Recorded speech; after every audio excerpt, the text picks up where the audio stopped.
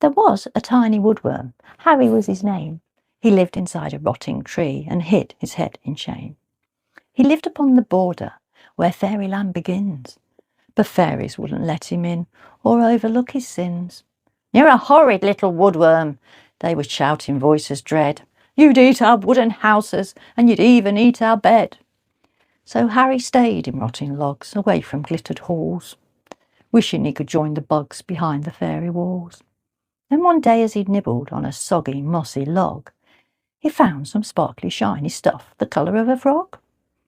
"Oh my goodness," Harry cried, "what's this before my eyes? It's glowing green and beautiful, a shimmering surprise."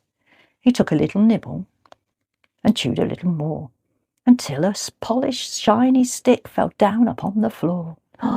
His tummy went a wobble, and he felt a funny zing. He wanted to keep chewing on this magic glowing thing. Just then a very lonely fairy wandered down the track, with sorry in her heavy heart and wings upon her back. She shed a trail of silver tears as she went walking by, until she heard a tiny voice say, "Please, you mustn't cry." The woodworm Harry poked his head out from his wooden home. "Come and sit with me, and tell me why you're sad and all alone." The fairy was quite cautious, but she thought, "Oh, what the heck." She sat beside the woodworm, and she sobbed into his neck. "What's the matter?" Harry asked, "and how can I assist?" "There is no hope," the fairy wailed, and clenched a tiny fist. "There are no wands in fairyland for brand new folks like me, and no one knows the pathway to the magic wandwood tree." She wiped a tear and looked at him, eyes all wide and wary, while Harry asked, "What does it look like? Tell me," he said to the fairy.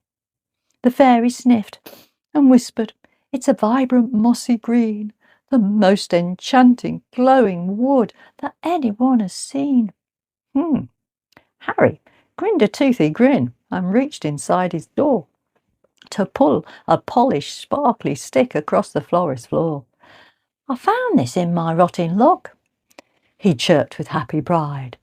The fairy gasped and felt a rush of magic deep inside. "It's a wand," she cried in wonder. "You've discovered where they grow. It's hidden in the older trees where no one thinks to go." With a flick of her new treasure, she turned Harry's log to gold, a cosy little mansion for a woodworm brave and bold. No longer was he horrid, for the fairies all agreed. A woodworm is a hero when he helps a fairy in need.